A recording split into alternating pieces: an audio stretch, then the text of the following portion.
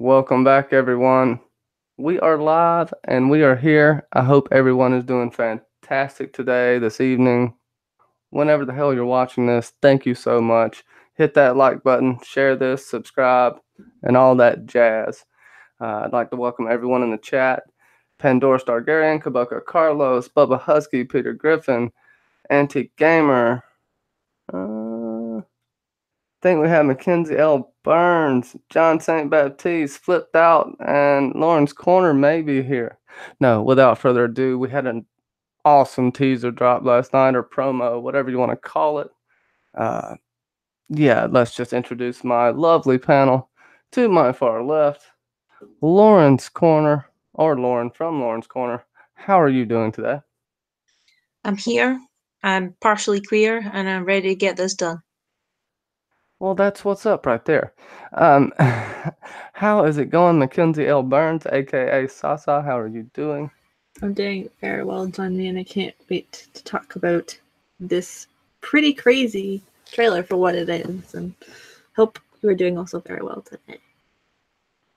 So it is pretty crazy. We see three of the four Stark children that are left walking down the crypts: Arya, John, and Sansa. And Bubba Husky already pointed out that John did not have a sword on his side during this, and we see Lyanna's feather. In the end, it gets frozen. They see their own statues. And Lauren, you had a thought because we immediately watched this right before. Let's go ahead and talk about them seeing their own statues and your initial thoughts on that. Okay, so if you watch the trailer, you pay close attention to their faces and how they approach their statues. Each face tells you a slightly different story, but it also tells you that they didn't know about these statues being here. They are one of surprise, and one could say that maybe they had ordered them to be there and be carved and likeness made, but there's not really any time for that considering what's going on at the moment. And if and if Winterfell is going to fall, then it doesn't make sense for them to be wasting resources on carving statues. Okay. So what if they were already there beforehand? They're the way they come into the crypts, they come in three different ways and they come together, and that's obviously symbolic and metaphorical. But they're in a specific place standing together, right? It's not one tomb next to the other. They're in a big arch together and they're wearing their specific clothing, and they all look slightly like they look like them. There's a likeness, but there's slight details that are different. So my theory would be that perhaps Bran has somehow laid them there in the past and made them there ready. Maybe there's something hiding behind there. I don't know, but it just seems too powerful in the face reactions that these they didn't know they were there in the slightest. And even if Ned or that had made them, how would they know to make them like that? The specific clothing with Arya and stuff like that, you know? I don't personally, I don't think it's an actual clip, but I do think that we will see those statues, right? Is that what you're thinking, Lauren? What if we see them through Bran? I was thinking that's a possibility.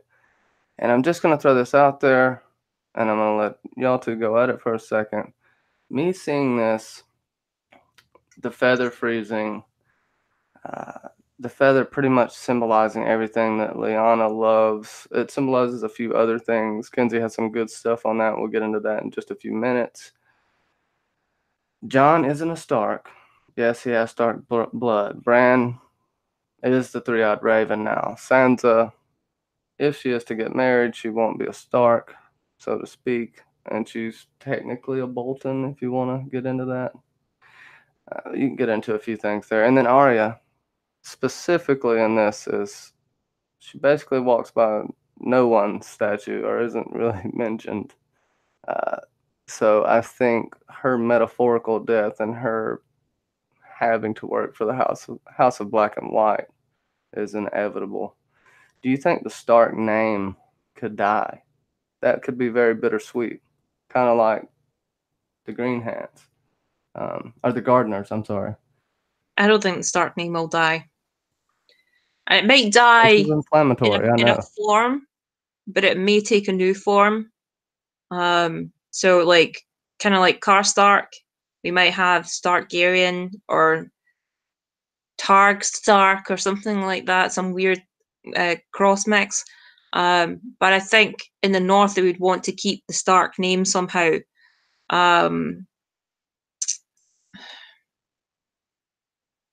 Yeah, it's possible. It would be bittersweet, right? That would. I don't know. What are your thoughts on that, Kenzie? And also throw out your thoughts. Anything? Your initial thoughts of this crazy promo? Yeah, because the main, I guess, thought about this whole thing is it's kind of reflective of when we were going into, I guess it was season 5 with the House of Black and White, and then season 7 with the Long Walk. So this is like their version of the season 8 thing. And when we see all of the kids, essentially, or young adults in this moment, going through this, they're kind of just like, it could be a thing where Bran sees them all see these things, or it's just a fact of, my thought is like, why is it all directly in one spot? Like they're all stuck, run one beside another. Like you would think that potentially that the girls would be put together, and then Jon would. And no dire wolves either. Not at their feet, right? What? I dropped. Sorry. Oh, no dire wolves at their feet, right? Yeah, I said no dire wolves. Yeah, no dire. Yeah, but they're all the fact that they're all standing together is a little bit weird, because even Ned and Kat were separated. I'm surprised that, because even though it's supposed to be very short, that we didn't see like even Rob's statue or even Rickon's eventual statue, because they showed 3 important statues, but they didn't show, like, it would have, what probably for me, even though I'm critiquing a thing that we just got last night, but the thing that would have made it even more maybe impactful is Rob's statue, but it's overlaid the 2 audios of King in the North and then King in the North, while he's walking. That would have been good. Because that's what a lot of people use with the mirroring technique, is with the 2 of them. So, but initial thoughts is just badass. It's pretty badass for what it is.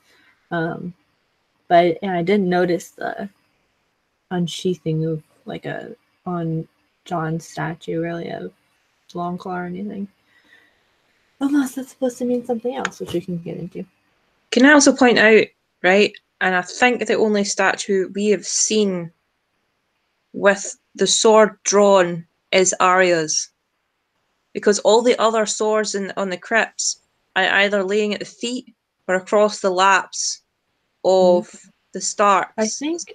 Well, my prediction video, she's gonna die with needle in her hand, and not be a needle representing her not being able to let go of Arya, of House Stark of Winterfell, right? Yeah, and not being able to go back to the House of Black and White. Sorry, go ahead. There's the one time it has been like unsheathed, but it's not like on the ground or in their lap, is Ned's, where he's like leaning on it or just holding it down straight.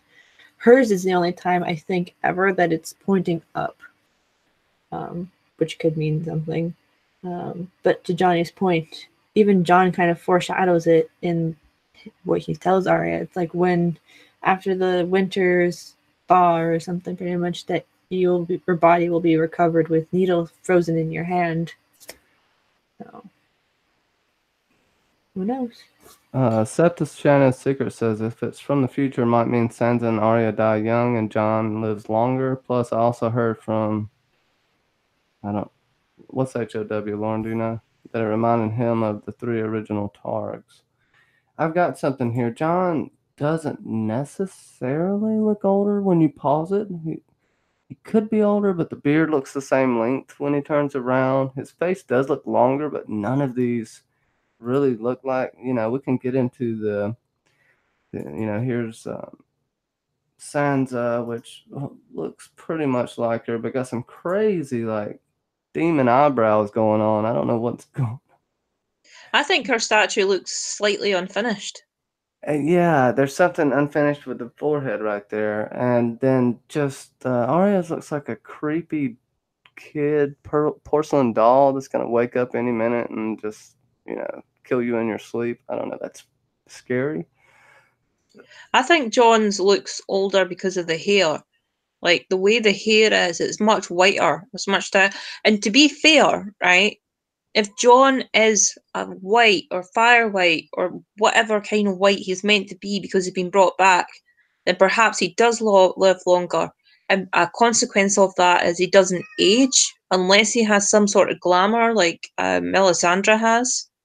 True. And I swear I thought this was a fake promo at first because I thought that was Con Snow. Because it looks like Kit Harington's gained a little bit of weight. And not much, but enough his face is filled out. Oh, History of Westeros. Thank you, Septa Shannon Secret. I'm sorry. I got so many names on the brain. I appreciate that. Yeah, go check their channel out. Septa Shannon Secrets. Matter of fact, I think every single person in this chat has a channel, if I'm not mistaken. John's nose, like on his statue, looks a bit more busted up than it does on the actual Jon Snow. Think he'll get in a bit of a fisticuffs with the Night King. Maybe. But remember, they did also mention it in season 7 that they may get partial resemblance of the actors, or Sean Bean specifically. It's like they don't. It's. I remember the girl specifically saying it's like it doesn't look like him. It's like you should have been drawn by someone who knew his face. So it's like that. It's like we have to also call back to that. Like they may be like alive still or alive in this, but the resemblance is kind of a thing that they have to give. We have to give some leeway to, because they did call on the fact of it's not 100%. Right, and we do got to remember too that this is a teaser, and we can read a lot into it, but it's still, I guess, can have some symbolism. I don't even know if I'm pulling up the right pictures at this point because I can't see. Oh, here we go. And I feel like this is going to be the promo for Ice, and then we're going to see the promo for Fire coming up. And to this, they're in the crypts. Maester Lewin, their secret tunnels are in the crypts of Winterfell. Could they either try to escape that route, or could the Night King come up through that route? Possibly have being Ben a Stark of Winterfell, and he's a Green Seer / Warg. He could know of these tunnels. That would be insane if they come up through the tunnels of Winterfell. I can only imagine what that battle would look like. Would not be good. It'd almost be reflective of the cave scene with Bran, where they just come literally out of nowhere. I actually think, like, to go with my theory on, like, the statues were there before, but they're there for a reason. Like, you know how you said about how it's in one big alcove and they're all together and there's no direwolves, right? What if that is the actual entrance or exit for the caves, and they've been planked there as like a sign, and they're out of place with all the other Starks in there as well, and that's basically, that's the exit. The Prince That Wasn't Promised makes a pretty interesting point. The John statue looks like Book Jaehaerys. It actually does. Very true. Jaehaerys the First, the Conciliator. And actually, Fire and Blood will be talking all things to Jaehaerys Thursday or Friday. I'll let you know, but it'll probably be Thursday around 4-ish, right after my Viking stream. So I'm going to do a doubleheader. Yeah. But that's not unusual. Well, the Jaehaerys was one of his name contentions before he was named Aegon. So, but he has the personality traits of Jaehaerys, some people say. So, or some personality traits. Dany's middle name should be Aegon. She's more of an Aegon figure in my eyes, the conqueror, and she's gonna have to contend with that. That's something we can talk about in a second. Would you like to get into some symbolism with the feather that you saw, and we can talk about that because I think it's pretty interesting. Yeah. Take a shot. Up until pretty much this point with the feather, we've had glimpses of it, but it's never been to the point where we can see the entire thing. It's just like we know that it's there. Placed by Robert, it has fallen through the times. It's been there. Picked up by Sansa, put back, and it seemingly falls again. But when you look at the feather, John can pull it up. You try to figure out what bird could be representative of it in either. I can't remember what the bird's name would be like in Westeros, but our version of it for ourselves would be it looks like a guinea fowl bird's feather, and this isn't just for the feather itself, but it's for the bird, but you can kind of place it with the feathers as well. There we go. Took me about 5 years to find it, but yeah, guinea fowl. Yeah, so it's like a guinea fowl feather. And pretty much the guinea fowl itself as a bird represents a few things. Like, you have figured that life is not black and white, right or wrong, and that there's a lot of gray areas, but you embrace them. If you want to be out of the gray area, it is time to connect with the light or your higher self. You may feel domesticated and do things to fit in the structure, and deep within you, you know that you are wild and you're your own person. Start expressing more of this. Very connected to Lyanna, based off of what we know of her and her past. Didn't Robert used to bring her those birds, right? Because she liked those birds from the south, if I'm not mistaken. Just throwing that out there because the chat. You have lots of potential and that you're not able to fly high with your wings. You know that these wings have potential to do more than fly high, and this is going to open you up. This is going to open up for you. You will be able to provide happiness in one way or another to people around you. They may travel together to a place of natural beauty. And it's when you call upon when life becomes mundane with the systems in place and you find it hard to express the real you. You believe in your potential, but are still unsure of what will happen if you fly. When you wish to connect with nature and you want to spread happiness to others, but to be careful because at the cost of hurting yourself. So, very connected to Lyanna and to, I guess, Jon and the rest of the Starks by contention. I think the point that most connects to Lyanna is feeling domesticated, but knowing you are wild and free. What do you think? Yeah, Lauren, what do you think about that? I'll throw out, Arya. Sorry, go ahead. I was just going to throw out Arya as kind of the same way and let you go into it. Yeah, I think the whole guinea feather thing sounded like a horoscope. Let me just put that out there. It sounded like a horoscope, but it's pretty cool. I think the first part's about connecting and admitting who you are is very much in tandem with what Jon basically said to Theon, like, you are a Greyjoy and you're a Stark. You might not have the blood, but you live with them. That's who you are, that's part of who you are, and you weren't mistreated or anything like that. And this whole thing came about because he was confused. Who am I? And now John will be in the exact same position, in the same place. So it's like John foreshadowed his own rebirth into not knowing exactly who the hell he is. He'll have a bit of an existential crisis, but eventually that will come to fruition, hopefully.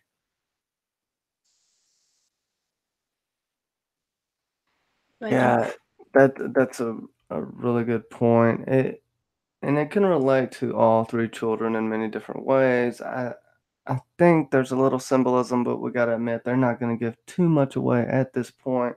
And I just wanna say hey to a few people in the chat. Um, Bobby Catalano's here. How are you doing, Bobby? The Prince That Wasn't Promised. Neo Planner. Let me see. I'm missing people. I know the Dog Show. Cindy, Sammy. How are you guys today? Thank you so much for coming out. Peter Griffin, my friend. What's up, buddy? Let's see if I set to Shayna's Secrets. How are you? Living My Rhapsody. Thank you for stopping by. The Dog Show? And the Dog Show. Again, check out everyone's channel. Really, literally, everybody has a channel. We'll kind of get back into it. The dog kind of... Oh, sorry. Go ahead. The dog brought up a pretty good point about that it probably represents like the flower, like in a sense it's a parallel to the flowers that were given to her by Rhaegar, but instead it's a feather. But then also because it was blue winter roses, and we know in the House of the Undying in the book version, it's a blue winter rose in a chunk of ice on a wall. So the covering of a icy feather on the ground in the crypts could mean something. I don't know. Maybe I'm looking too deep into it, but could mean something. What do you think that means, Lauren? Do you think... See, I feel like it's going to be the loss of something that the Starks hold dear. And the only thing besides them all dying that would be just a dumb trope would be their house. I'm trying to think of something else. Can you think of anything else, Lauren? What do you think the freezing and I guess possibly the destruction of that feather means? I don't know. Birds are often associated with things like angels and that, and angels inspire hope, or should do anyway. Not all, but some. Perhaps it might be the death of a hope or a dream of spring. Maybe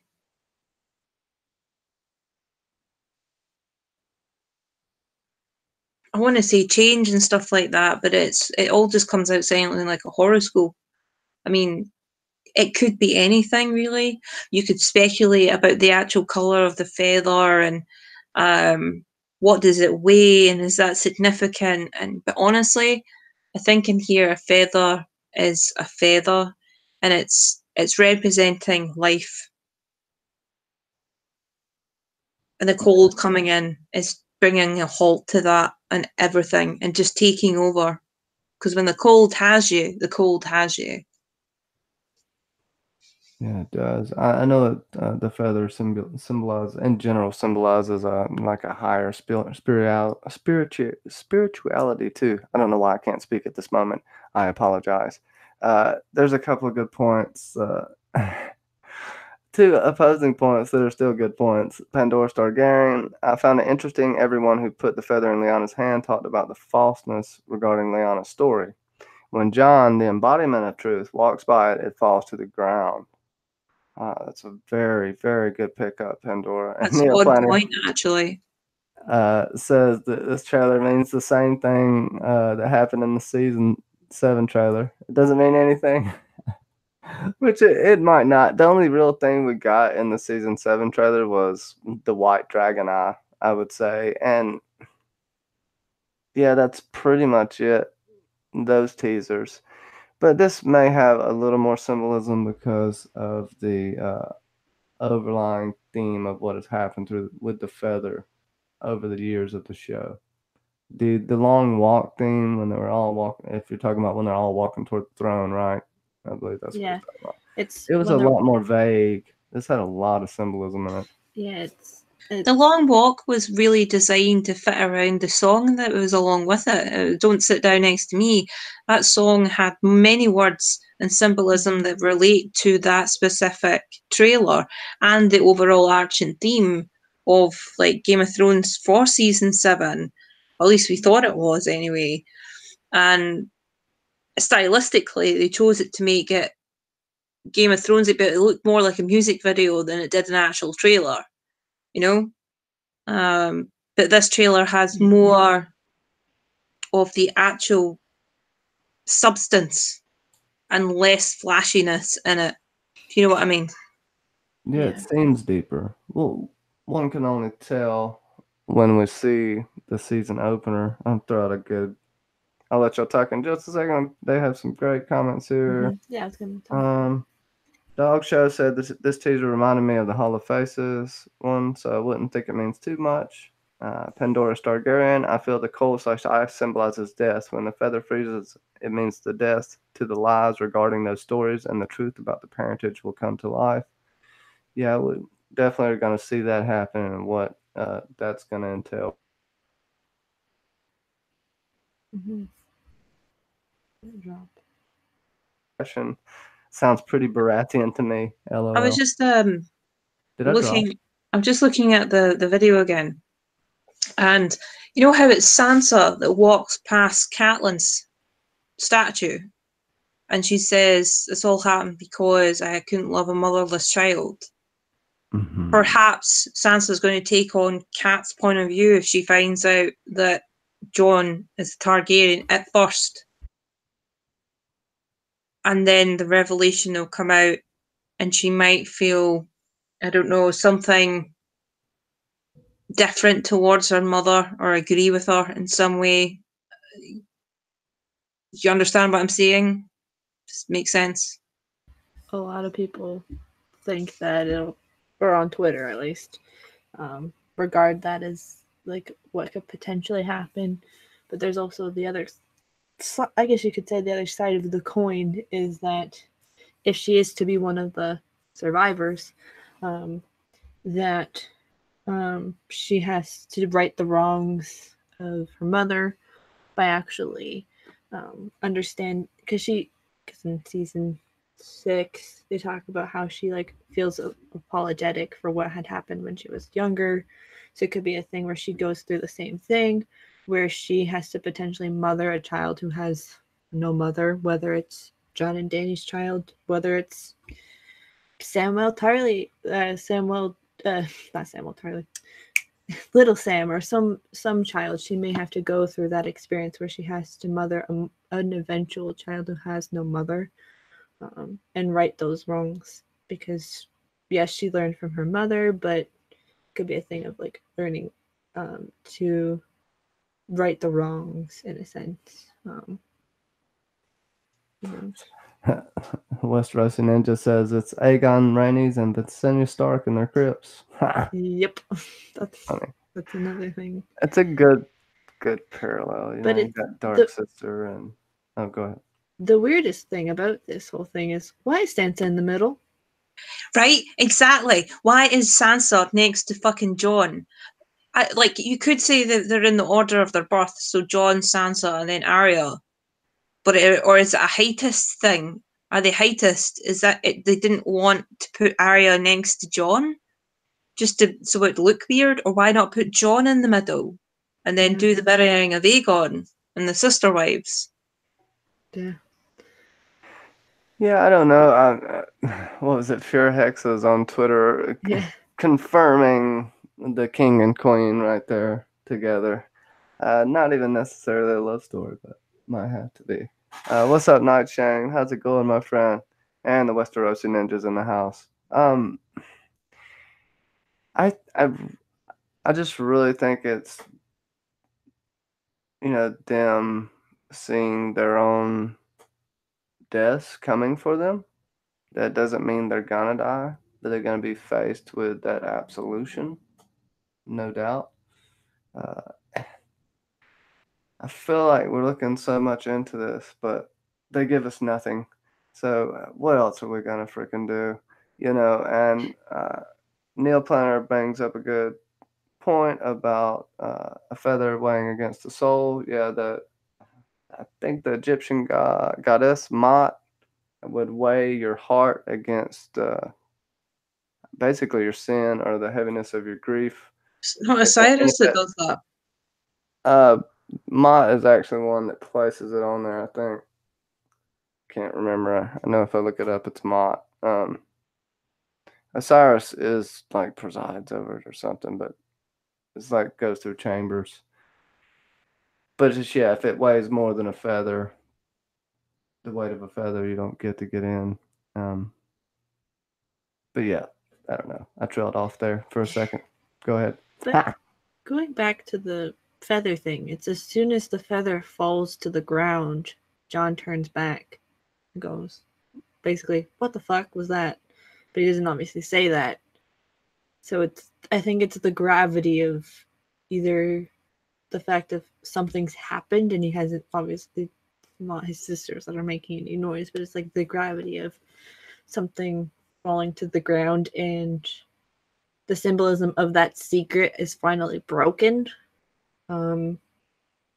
Because it was like that whole thing is that it's been broken, but saunters forward like that was in the past, and I must take my future. Like I must do whatever is necessary for my future. Is supporting Danny good for their future? There's a question to kind of taper off of that, and we can get But into before we go the answering that question, I found the whole God references and stuff that you were talking about. So the weighing of the heart ceremony, the soul is taken to Osiris. Someone's heart is weighed on a scale against a feather. The feather is of Mat, the goddess of truth and justice. Believe that the heart contained all the deeds a person had done. Heart grows heavier with each bad deed. The heart was weighed by Anubis, who's the god of embalming. So there's like a couple of different people involved in this. So you've got Osiris, Mat, and Anubis. So life, death, truth, and justice.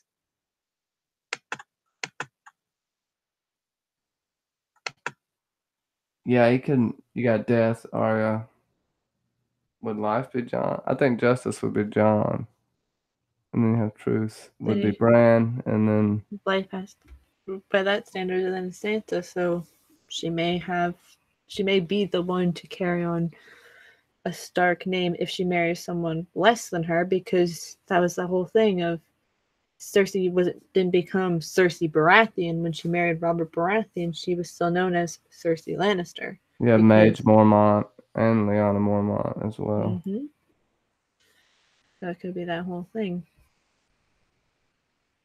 That's a good point. What's up, Phantom D Saint and Juliana Fontaine? How are y'all this evening? Or whatever time it is. Noon, evening, morning, wherever you are in the world. Yeah, that's a good point, Lauren. I'm glad you looked that up. I'm going to look into that further, and maybe we'll talk about that later. Do some research on that. That's a good point. Yeah, do you think they're gonna rally behind Danny? If they do, will it be for the short term or the long term? If she's pregnant, like we've seen in the promo, will that change Sansa's mind or no? She does seem to be a hardened soul at this point. Not incompassionate, but a hardened soul. She has been toughened by life, just as Arya has. Probably almost, I don't know if it's hard to say, but I feel like she'd hold what am I trying to say?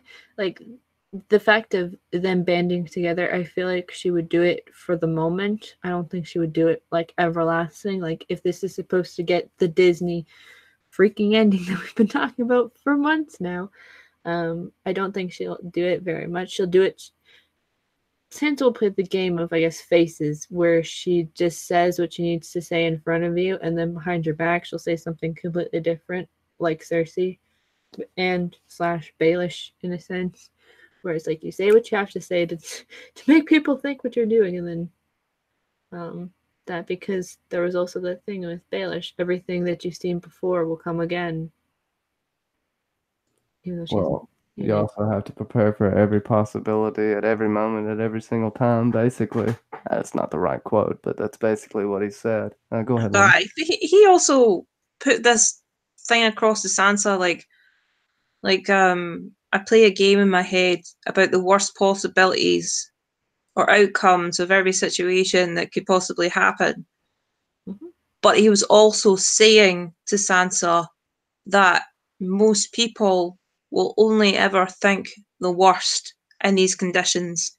He's also saying he can think of all the good things that people are trying to do. So for like his point of view in getting rid of some houses, he thinks that he's done good, or in his point of view. I mean, everything's in a point of view chapter. Like, you can think the worst of what someone's doing, but you don't know until it happens. But you don't exactly pay attention to the good bits as well. You know what I mean?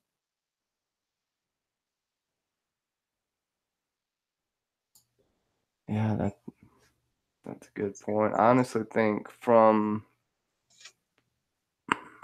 first off, Sansa and only Sansa, I think, is going to be able to convince the people of the North to stick together, and there's going to have to be some proof with Bran.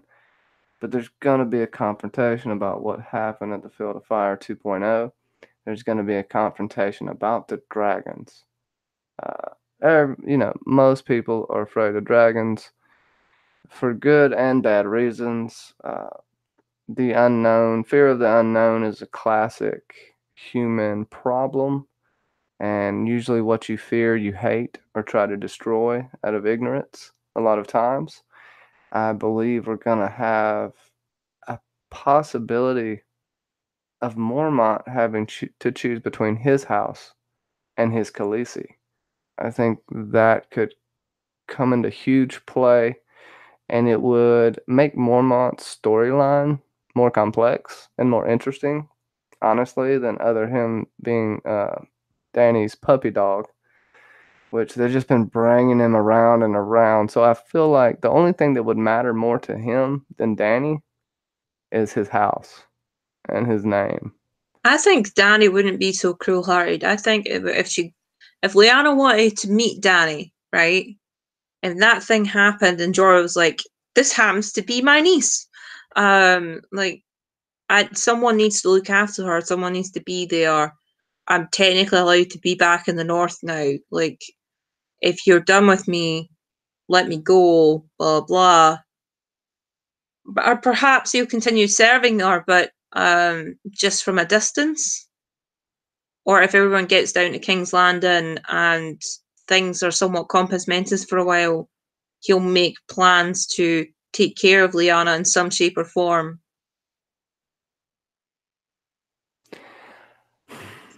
See, I just think she's going to be really tough on this, but I think she, in her age, will be wise enough to know what's at hand. Because I don't know if the North, the Bannermen, are still, or even convinced that the Whites are really coming. They haven't seen anything yet. They have the stories, they have this belief, but there's going to be this air of doubt. And we see a lot of Northerners can be belligerent in their ways and think about the here and now. And I do believe some are going to stand up. And how Dany handles that, like possible chastisement, is what's going to be remain to be seen, because that's something she's never been able to handle. She's never been able to handle anyone talking to her in a manner other than, "Yes, my queen." If not, she freaking kills them. I'm not saying it's bad, Jon but survived. well, Jon was she firm, must. but he wasn't. These Northerners are gonna talk. John's a nice guy. Listen. If she's gotten used to John's northern charm and then slowly gets introduced to the siblings, then she may have to expect some sort of like grr, arg, Targaryen, bad, type deal. Like take it like a queen, man. Take it like a queen. Take those complaints. The dog show makes a great point. Hey, Danny, this is Sam, the dude that saved my life. You met some of his family.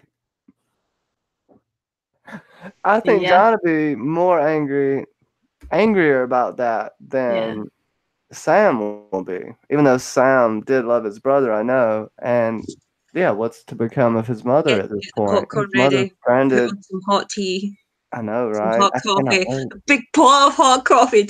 I can't wait to see the hall scene. Everyone else is talking about individual meetings. I just want the hall, the big Winterfell hall scene, and just to see the camera panning around with the faces of disgust, confusion, and absolute what the fuck is going on here, right? And on top of that, everyone knows the undead is coming. Like, we need to get our shit together now. And if anyone's got a problem, we'll fight it out in the yard. That type of thing. Yeah, it's gonna be a very underlying tension. Go ahead, Sasa. Let's see. Yeah. Hey, Connie. Yeah. Most definitely, there's gonna be a situation of, this is Sam. He is my BFF. He is from House Tarly. Also, this is Jorah.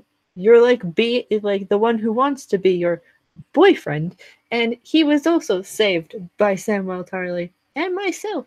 So, hold on here. And then, so the gravity of that is like, not only was her Wait, now did you say lover. Tarly? Did you say Yeah. Oh, Tyrion. Who's the two that we shish kebabbed on like the Dragon Field of meat. Fire 2.0? Meat. Yeah, it's like, not only did like her nephew / lover in this situation be saved by Sam, but it's her, like, the person that's been by her side since literally episode 1. So far, everyone's been saved by Sam. Like, right, he's starting to get like a tick list. So Bran, Jorah, Mira, a little bit. John, Mira. Yeah, he's got a good list going on. Gilly, baby Sam. Yeah. Yeah. So. But hold on. Going back to the Jorah thing for a moment. Jorah did receive a royal pardon from Robert Baratheon, so technically there could be, even though he's like, no, I'll never use it, blah blah blah. It could be a thing of, is this piece of paper, even though he probably doesn't have it anymore, but for continuity purposes, they'll throw that out the window and say he has it. That could be a thing where it's like the point of Jorah meeting his cousin Lyanna, and it's like, what, like, the power struggle that happens with that, because he was pardoned by the late king, so there could be that. But then there's no much time for that, so it's like, who knows, and blah blah blah. But they haven't mentioned the royal pardon in a while, but who knows. I also can't wait to see all the Northerners take one look at Varys and go, what the fuck is he doing here? What's the mess? Is Varys still with them? Yeah. Yeah, he's with Danny. Yeah. Varys, Tyrion. Just give me a big bag of popcorn or two. There was So Neil Planner, what you got going? Oh, there was. Well, we can talk about after Tyrion and Varys and Danny and stuff, because I know you and I have some thoughts about that. Oh yeah, let me throw this out here real quick. Neil Planner says, "What is the point of Sansa to be Lady of Winterfell if it's destroyed? Sansa has no weight in the story like other characters." I would argue that Sansa will play a major role in the downfall of Cersei. That has been her storyline from the very, very beginning. There's a lot of foreshadowing there. Will Sansa be queen? I don't know, but she will have a role in the downfall of Cersei. Out of the three of them, Sansa knows the Game of Thrones more. Does that make her your favorite character? No. And a lot of people don't like Sansa, and that's fine. I'm okay with Sansa. She's not my favorite, but Sasa loves her. BBM's favorite character is Cersei, so everybody has their quirks. But I do think she will have a little more weight this season. It's just been, I think it's been built up for too long, and they didn't capitalize on it soon enough. And the last season, they screwed up the storyline with the whole sister versus sister thing. So go ahead. I can hear fandom DE saying, like, sitting somewhere giggling at that very low blow. Some of us like Sansa, and then there's fandom D saying who like Cersei, but we're not going to argue about that. I'm going to slide on into talking about something else. But anyway, yeah, that was a hold on. Okay, what are we talking about? Like Sansa and her weight in the storyline of season 8, like how important of her role is next season. I mean, in general too. And in general, I mean, no matter what you think, if you don't like Sansa and you don't think she has that much weight in the story, let me know. I'd say that there's either two camps on Sansa, and a lot of people, surprisingly, are it's like there's actually three, and I've said this before. There's either she's gonna die some weird ass death, she's gonna or no, it's actually two, or she's going to raise the magical baby with Tyrion. But then, yeah, there is three camps that she does survive and she becomes queen. I could see that they would probably, that would be the most, like, for a lot of people who hate Sansa, that would be the worst most fracking episode end of the series ever, is that the character that pretty much everybody hates the most survives and gets to raise Dany's baby. Like, what that would like cause such an uproar in the fandom. But I do believe though that that was my first video, and I still stand by it, that it is Sansa's the one that's supposed to take Cersei down. She thought it was Marjorie for the longest. She thought it was Sansa. Then it was Marjorie for the longest time. Dany shows up. Dany has no real significance to Cersei other than the fact that she's a rival queen by blood, and then just Sansa swoops back in because the killing all the focus is on Dany too, right? Mm-hmm. All the focus from Cersei is on Dany. It's not going to be usually. It's not the suspecting person that usually gets you. You know, all Cersei thinks of Sansa is that whore in the north who killed my son, right? Yeah. Mm-hmm. And see, go ahead. I'm on the fence about Sansa, right? I'm on the fence. She is equally victim as she is abuser in some way, okay? But she has learned well and from the best. And I say that with great respect for Cersei and Littlefinger. Especially Littlefinger. What a sneaky little effing fracking genius. You know I am, Sansa. The cojones on that little mockingbird. God damn. But and then she's got little. And then she's got kind of Lysa in there mingled with a few other people. And yes, it would work out if it was Sansa to be queen, because in the beginning, like season 1, she's like, I want to marry a prince and be queen and blah blah blah blah. Fair enough, she's focusing on Joffrey at that time, but full circle, and she's talking to her mother about that, and then Jon turns out to be the prince that was promised, right? Two houses uniting, like Robert and Ned sort of wanted, and fulfilling the pact of ice and fire at the same time. And she would marry a prince and be queen and king. And if Dany dies, and fair enough, but what if Jon lives? Because Jon's a white, and as I said earlier, like the statue's much older looking. The hair's greyer, it's whiter. You know, there's that distinct kind of look to it. So we'll probably come full circle in that way, much to many people's disappointment. But I'd be cool with that. No hating. It's a long, hard road to get there. It would complete her character arc in a fashion that's consistent with storytelling.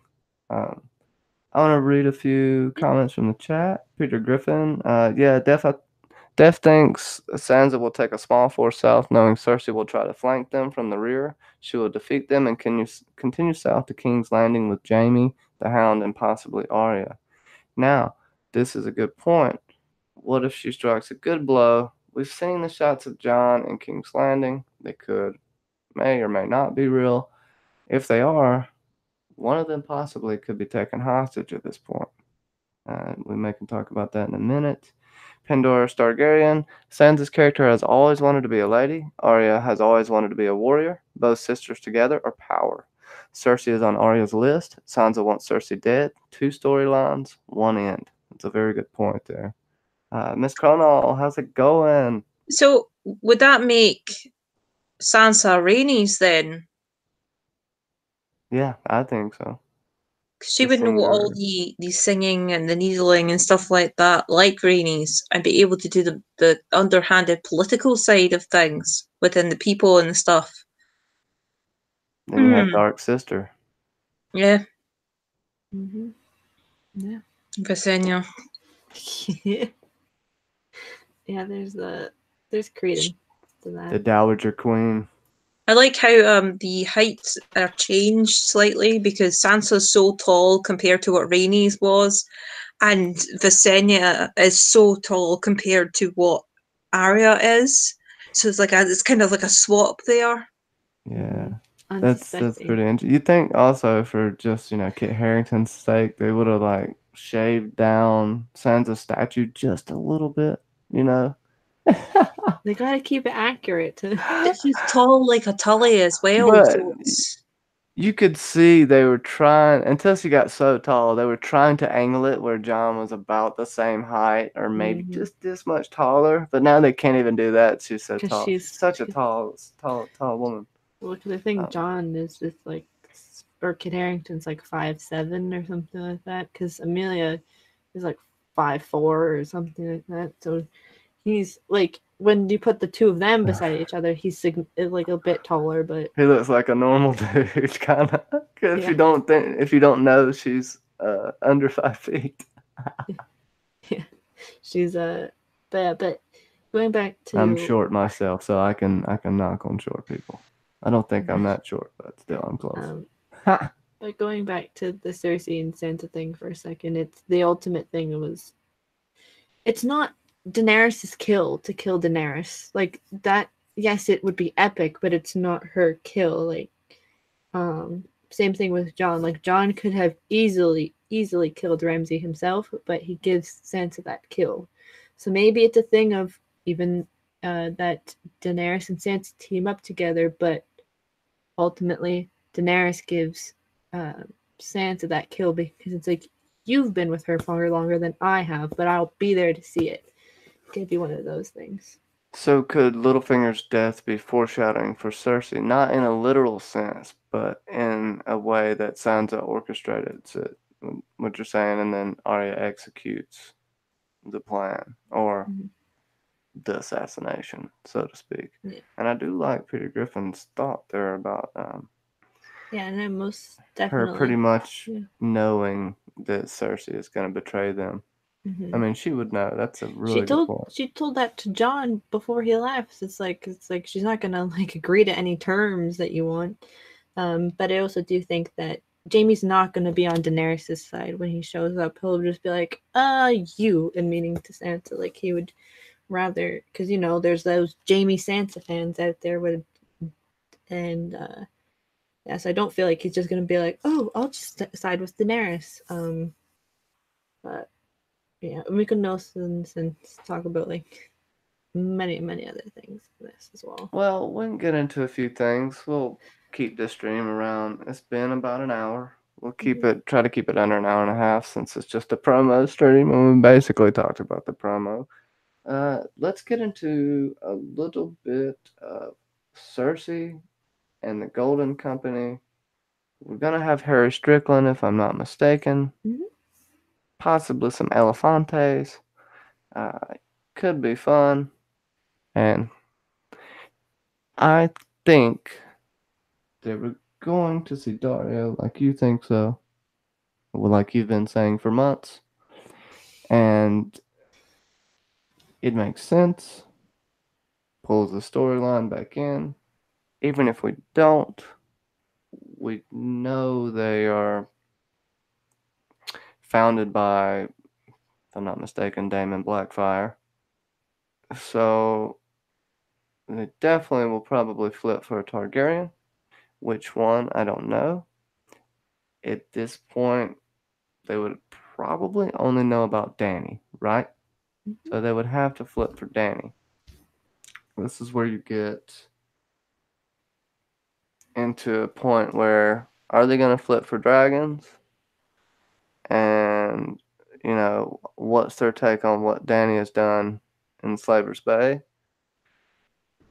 Or will they stay true to Cersei? Because I feel like we may have a mix, but go ahead.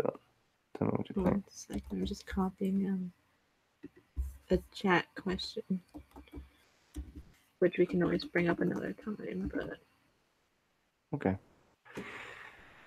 the idea with Cersei and the Golden Company is most definitely, I do feel like Dario would show up at some point. I've been saying it pretty much since I made that video, and the implications of that, because it was a point that that it wasn't just a breakup scene and they're done, throw it away.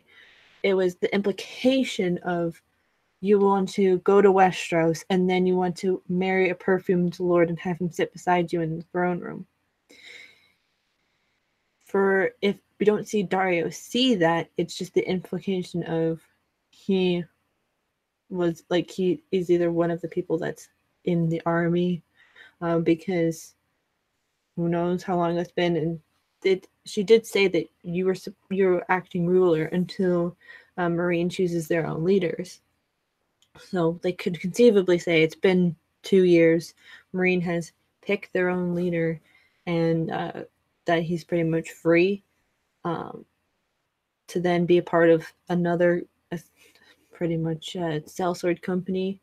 He joins and infiltrates, or is the man beside Harry Strickland, shows up, realizes, oh hey, that's my ex-girlfriend, and then oh hey, there's a guy that stands beside her, that kind of looks like me, and to bring that tension in, even though we don't have that much time, but to bring some sort of tension in and contrition of saying, oh, Daenerys, you don't actually love him for the way that everybody thinks you do. It's just for the fact of he has a title. He is like a perfumed lord that will sit beside you and be honest. Because we know Dany doesn't really particularly like tamed people, or like knights in shining armor. She likes more or less necessarily the bad boys and not the good ones. Even though Jon isn't all good, he has some mostly good person qualities in him. So. But yeah, I can most definitely see there's infiltration of that. Euron's just gonna be like a weirdo badass thing, and yeah, who knows? Or who knows? Even Dario could flip and be like, "Hey, I like Euron. He's crazy." Yeah, that's a good point. He could flip. He might not. Revenge. He might not need to come, or he could be one of Varys' contacts or Illyrio's contacts. Mm-hmm. This whole time that we don't know about. That would be a wrinkle in what we know. I honestly, the only betrayal I can. What else could Varys do to betray Dany? Everybody knows he's going to betray Dany. It's super foreshadowed. The only thing I could think he could ever betray Dany for is for Jon. For a different Targaryen heir. A better heir. That conversation he had with Tyrion about controlling her. I don't think that was necessarily. I mean, that could be them counseling Jon. But I think it might have just been them leading Jon more toward her. But I think it's more foreshadowing of them. Varys is always looking for someone better. Unless there's actually a good person.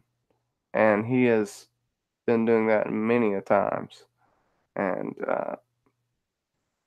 I could definitely see if Danny doesn't make some of the right decisions that she's going to be faced with if she takes a darker path. Because she's lost one of her children. If she loses something else, she could go dark, but she could ultimately be a savior. That's why I love how this is being set up because it could go both ways. But I do, if anything, I think Varys might have a lot to do with the Golden Covenant flipping as well. So that's a good point. Let's see, we got some good comments in the chat here. Mm-hmm. Would you like to read some out? Yeah, there's a few. There's so many too. Peter Griffin made a good comment or a good question is, what if the cat pot was really meant for Sansa, but brand new Arya has to give it to her? She wasn't ready to know right there, and Arya will have to kill Arya will have to kill a White Walker on her journey. That'd be kind of cool that Santa's given a small blade that she may have to use, but especially it's the blade that ultimately kills Littlefinger. So the blood of her enemy / mentor. Be kind of funny. Yeah, I think it could be the path of that. We could see the way he looked at Sansa. Maybe he was reliving her killing Cersei. She'll possibly want to strike the final blow. But I don't know. I feel like if she wanted to strike the final blow with anyone, it would be Ramsay. And she just sicked the dogs on him. And Littlefinger, whom put her through all that, she let Arya take advantage of it. I think it's more symbolism that Arya gets the cat's paw because she is the cat's paw of Sansa's vengeance at this point, in my opinion, or will be. It could but be thank you. That brought that thought out. I never. that thought though is it could be that it's a sword that was meant maybe for Sansa. Like in this, we can kind of convolute it as it could be really meant for Sansa, but she doesn't have the full capabilities to take a life like Arya does. So it's that Arya has Needle, but that she also has her sister's sword. But she's just the one that just is like the executioner for it. It's just maybe something like that. I don't know. Yeah. So let me say hey to AU Pack Mule and Claire Gray and Leeds United. How are y'all doing? Nice to see y'all. Thank you for coming out. Yeah, she could. I don't know. Sansa seems more of a not getting her hands dirty, more close to a Cersei when she exerts her power, in my opinion. I think there were some more comments on that. Oh, go ahead. I think Peter Griffin also said would be a good time for Davos to talk to the Golden Company, like a Davos and Harry Strickland conversation. Even that'd be kind of funny. Bubba Husky also says if Daenerys gave one half of one shit about breaking any kind of wheel, she'd have married Dario. #fake.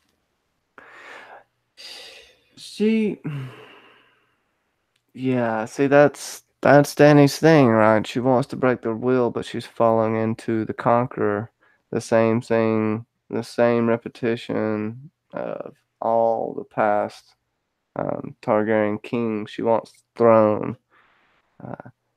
That's the thing.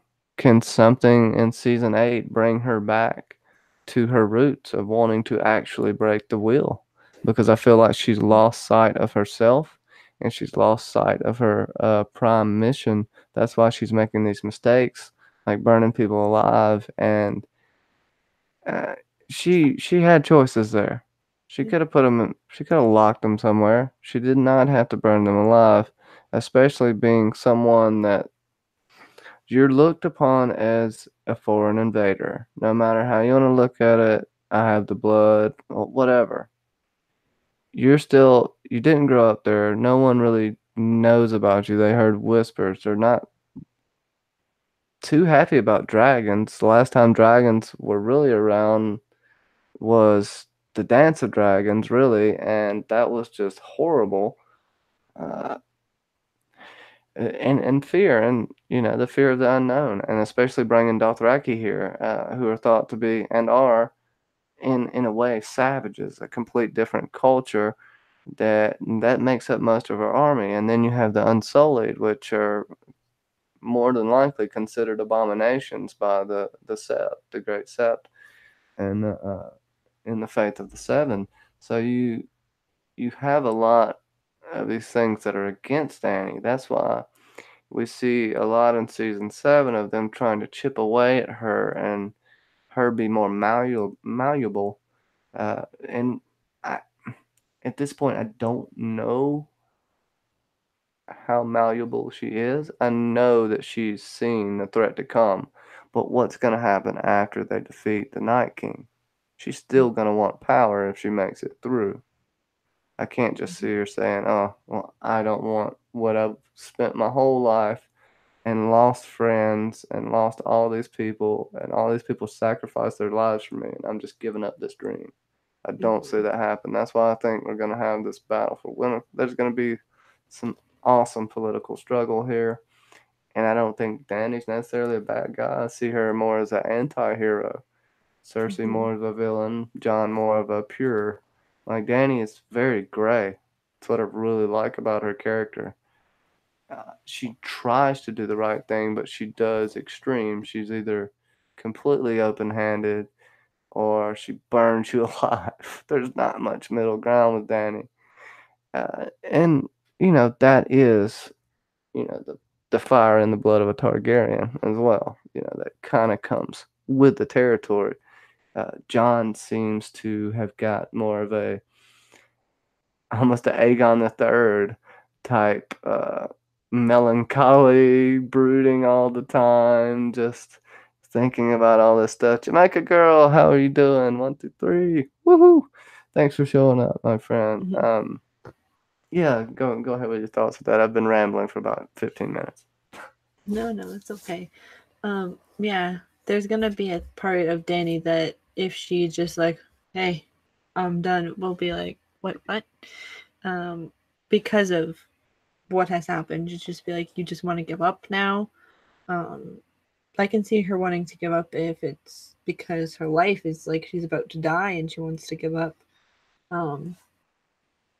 Which is kind of a not a good thing, but it's like a fact of existence in a sense.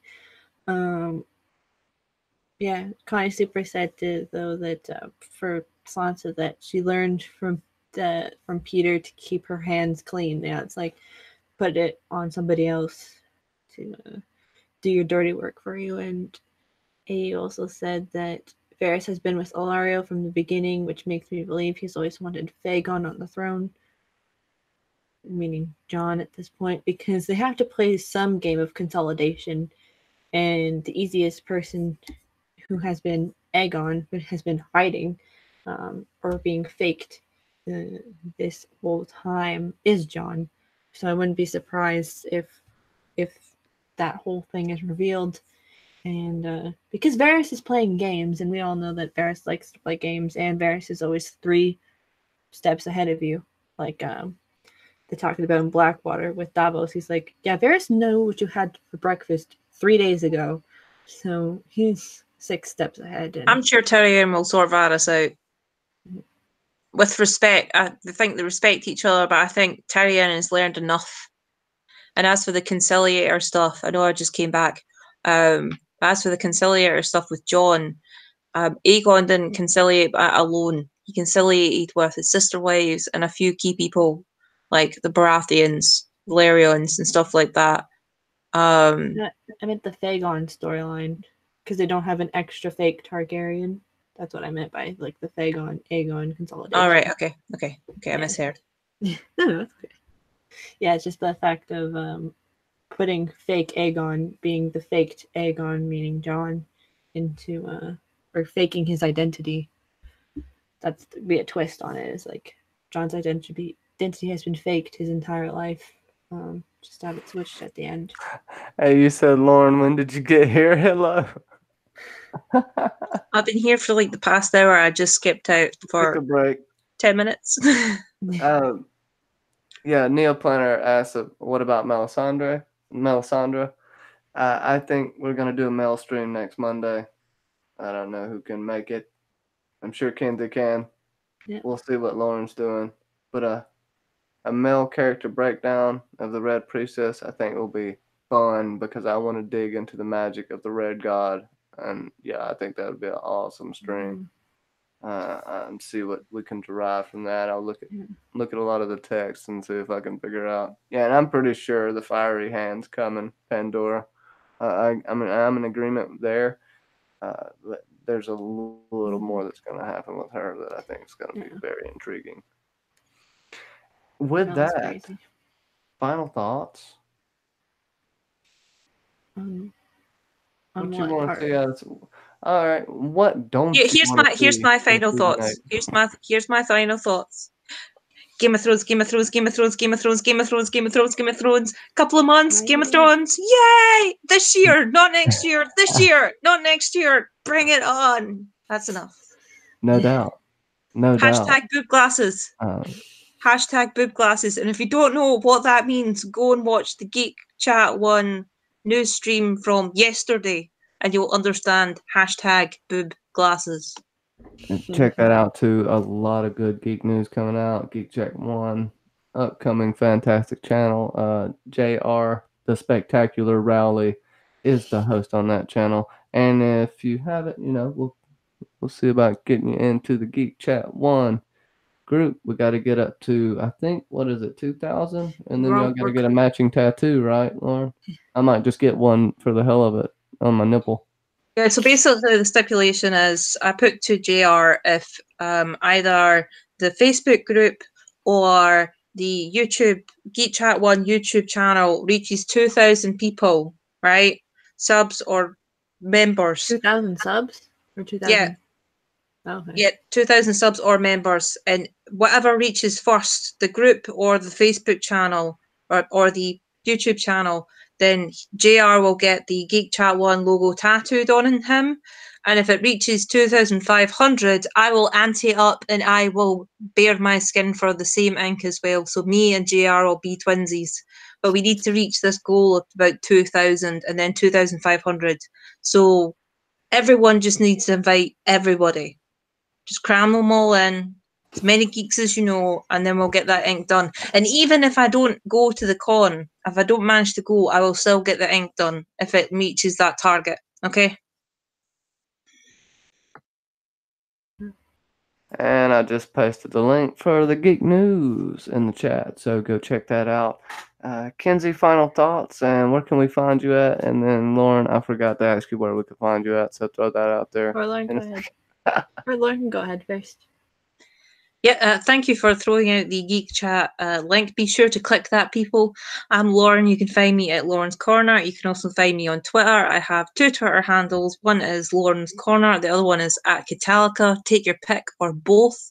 I'm on Instagram at Lauren_poetry. I just post random stuff on there. It's nothing Game of Thrones related or anything. It's just artsy fartsy stuff, as Instagram should be for. There's no nudes. I don't do those. I don't do bikini photos either, so don't expect too much. Okay. And lastly, I've also got a Facebook page, but I'm hardly on there. But yeah, and you can find me on Geek Chat News every Sunday, more or less. Look at that. Speak of the devil and he shall appear. Geek Chat 1, what's up, man? Just plugged you. You better watch out. I know you're like a genie in a bottle.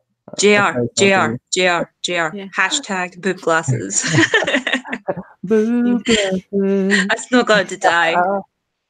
Yeah, you say a name 3 times and it shows up. Go ahead. Mackenzie L. Burns. But before we do that, it's like we've said all of these characters so much. Why don't the actors just show up randomly wherever we are? Like, come on. You can find me on pretty much Johnny's channel pretty much all the time. If not, it's because I can't be there. But you find me here. You can find me on my channel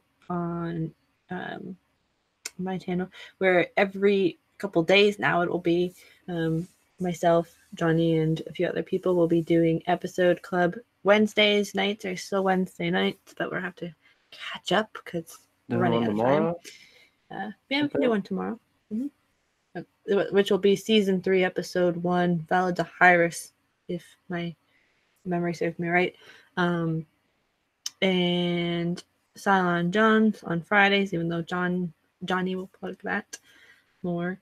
What else? You can find me pretty much anywhere and everywhere. Yeah, so it's all under the same moniker, pretty much, and the same spelling. Final thought: we have now reached 90 days until today. Forward is 90 days till the premiere. So awesome sauce. Yep, and if you haven't got your Con of Thrones ticket, get them. And we'll see you there. Now, so like Kenzie said, we'll be on Episode Club Thursday. I'll be doing Vikings Berserker Brunch. Episode, is it 17 or 18? 18. Season 5B, episode 18. And it's Baldur, I think is how you pronounce it.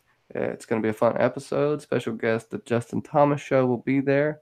And then Fire and Blood link will be up very soon as I get a time available. Will be in the Thursday or Friday range. Maybe Wednesday, but more than likely Thursday or Friday. Friday, Cylon Johns at 9 p.m. Eastern. We have 2 episodes. It's 2 parts. It's going to be Scattered and Valley of Darkness. It's very, very good 2-part episode. We got a new little format going. I think you're going to enjoy it there. So go check out the Cylon Johns. And if you haven't already, hit the like button, share this out, subscribe, come back and watch it again on silent, and comment. No, I'm just kidding. I love everyone in the chat. Would you ladies like to say anything before we sign off? If let Kenzie go first. Sorry. I would just say it's 90 days, people. 90 days. That's all we have to wait. 3 months. That's all we got. So, woohoo! Can't wait. And if you're on the rewatch, watching this back near the end of this, please let us know that you've watched it on the rewatch by either putting the hashtag too sexy or hashtag too sasa or hashtag boob glasses. And that will make everyone's day. Yes, because on that note, I'll go out on I'm too sexy for my shirt. Hashtag too sexy. For my copyright. Hashtag too sexy.